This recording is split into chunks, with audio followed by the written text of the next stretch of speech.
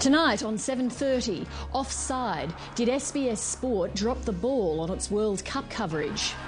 Things started to change for me when I began writing pieces that were critical of the Australian World Cup bid. SBS has long prided itself on being the home of soccer coverage in this country. But 7:30 has spoken to people within the sports department at SBS who claim that football fans aren't getting the full story. Journalists and columnists allege they've been under pressure to write pieces supporting Australia's World Cup bids.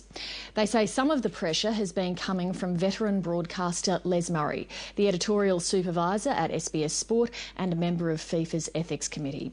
Kerry Ritchie reports.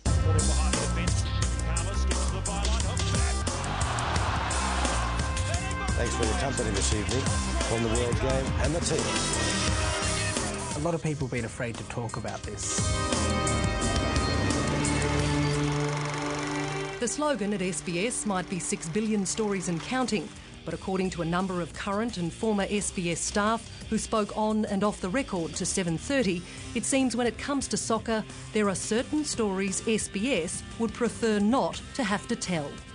Many of us in the game now feel that SBS doesn't seem to be as balanced in its approach to covering of football these days. Things started to change for me when I began writing pieces that were critical of the Australian World Cup bid and the Australian World Cup bid strategy.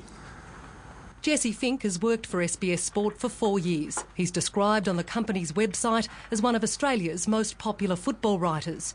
But Mr Fink's contract with SBS, which expired last week, isn't being renewed. Jesse Fink says he hasn't felt able to write freely. Good evening, welcome again to the World Game. In 2008, some SBS staff received this email from Les Murray, the editorial supervisor at SBS Sport and host of the broadcaster's soccer program, The World Game. Les Murray was writing about negative comments which had been widely reported concerning Australia's bid to host the 2018 World Cup. It is not a good look if we, SBS, the most powerful voice in football, appear to talk down the bid or declare it stillborn. Given that the bid has great support in Australia, including enthusiastic support by all governments, my preferred editorial policy would be to support it. Well, to be honest, I was appalled.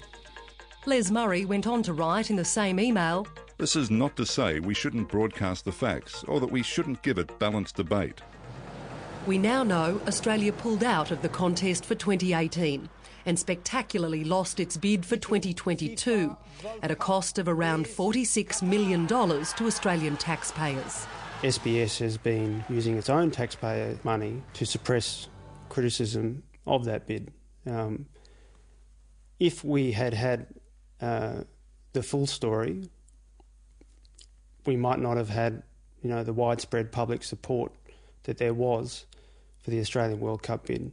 SBS refutes the suggestion that Les Murray instructed SBS staff to have no regard for impartiality in relation to the Australian bid to host the World Cup, nor did he instruct staff to report negatively on other nations' bids. Les Murray would not be interviewed by 7:30, but he strongly denies any impropriety. Jesse Fink says Les Murray, who's also a member of the FIFA Ethics Committee, suggested to him that he write a piece on the United States bid. I received an email from Les Murray telling me that he couldn't write a story himself, being a member of FIFA's Ethics Committee, but, quote, "You may want to respond to this Galati clown in a blog." And Sunil Galati was the president of the US Soccer Federation. And I humoured Murray, but I never wrote the column. SBS refutes the suggestion that Les Murray's position on the FIFA Ethics Committee conflicts with his position as SBS's editorial supervisor, Sport. Mr Fink, during his time with SBS, has expressed a range of views on matters relating to FIFA, the FFA and football generally, none of which were curtailed at the direction of Les Murray. The ABC acknowledges stories written by Mr Fink, Mr Murray and others and published by SBS which are critical of the FFA and FIFA. David Corrin works as a freelancer at SBS. He's been there for 5 years covering soccer for the World Game program and for SBS News. David Corrin says he felt under pressure not to criticise Australia's World Cup bid. The issues I personally have had trouble with have all related to essentially the World Cup bid, Australia's World Cup bid for the 2022 World Cup, and before that the 2018 World Cup. In particular, the trouble I've run into is when covering one of the consultants, Football Federation Australia, hired Peter Hargitay. After the vote, Les Murray has acknowledged on the record he's friends with European lobbyist Peter Hargitay. David Corrin says when he wrote a piece for the online blog site The Raw, questioning why SBS Sport had done a positive profile piece on Mr Hargitay when others were criticising his employment by FFA, he received a scathing email from Les Murray accusing him of publicly discrediting SBS. And it was interesting because one of the things that was said to me was, well, if you have these things to say, we want to keep them in-house. You do them through SBS. What would concern me if I was an Australian taxpayer would be the friendship between Peter Hargitay and Les Murray. Les Murray propped him up. Football agent Chris Tanner suggests there may be good reasons why Les Murray doesn't want Peter Hargitay discussed. Les Murray openly admitted that he introduced Hargitay to Frank Lowy and FFA, and with the controversy around that appointment of Hargitay and other consultants, maybe that's an area they don't want to touch. He says SBS has a lot at stake. It's possibly looking to rebuild a relationship with Football Federation Australia, possibly with A-League rights coming up down the track. And certainly as far as FIFA's concerned, one could only presume that Les Murray's role at FIFA and Les Murray's role at SBS create some form of positive relationship between the two. In 2009, Les Murray sent out another directive to some staff while warning them to take care using a particular source who'd been criticising FIFA committee member Mohammed bin Hammam. Another thing to consider is that, as commercial partners to FIFA, we are not, as an organisation, permitted to defame FIFA officials. Last month, following a scandal over bribery allegations, Mohammed bin Hammam withdrew his bid for the FIFA presidency, leaving one candidate, the incumbent Sepp Blatter, to be elected. Je vous remercie. Merci beaucoup.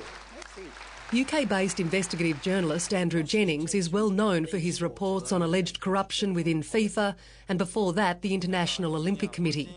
I think Les Murray's directive to the SBS staff smacks of North Korea. It smacks of the Stalin world where journalists were told what they could and couldn't report. What is so bad is that it's taxpayer funded.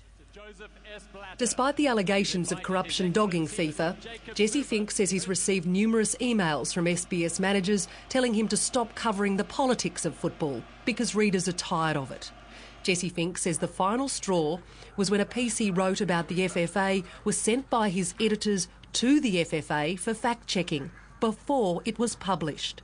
I was utterly flabbergasted by it. I've never heard of anything like it. For me, that said everything about the lack of independence at SBS. This blog was sent to FFA for fact-checking, not for approval. It is not normal practice for SBS to ask the FFA to approve any editorial. Jesse Fink expects speaking out now will have consequences. And SBS says it has clear editorial codes and guidelines covering potential conflicts of interest.